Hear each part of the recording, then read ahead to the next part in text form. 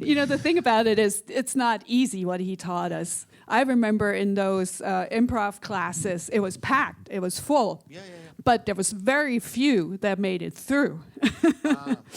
And many took him 2 times, 3 times, 4 times because it was a challenge. Well, that's because they enjoyed it. But it was,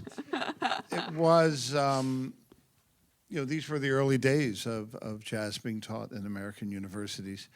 And I think, if I may make a broad generalization, when you hear the incredible talent and hear the wonderful playing by musicians like Fabrizio, I mean, these younger musicians are better and better, and I don't think it's the food they're eating. I think it's because jazz education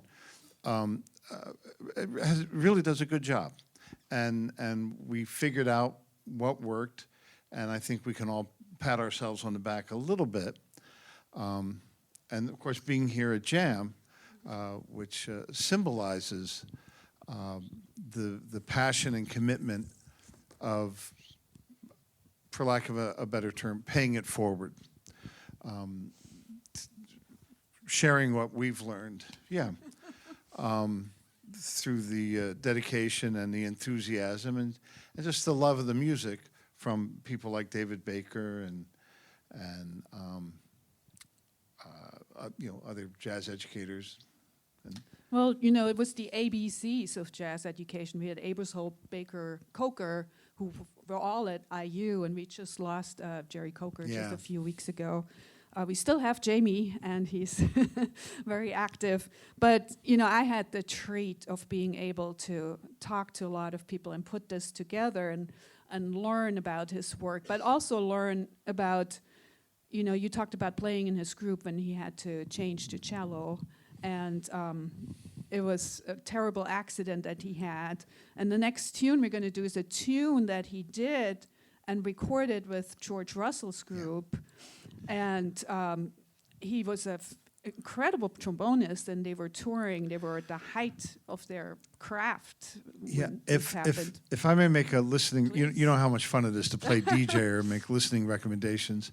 There's a George Russell recording, I think they're at the 5 spot. All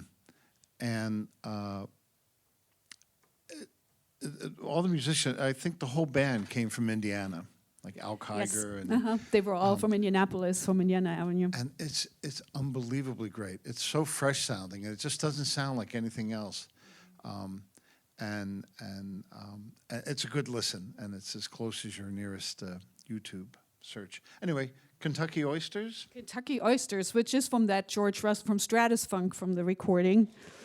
And one of David's trademark pieces. And I'm not going to tell you what Kentucky Oysters are, but you may look it up and find it, because I don't think I'm allowed on the air to explain that. It's disgusting. We'll see if anybody finds.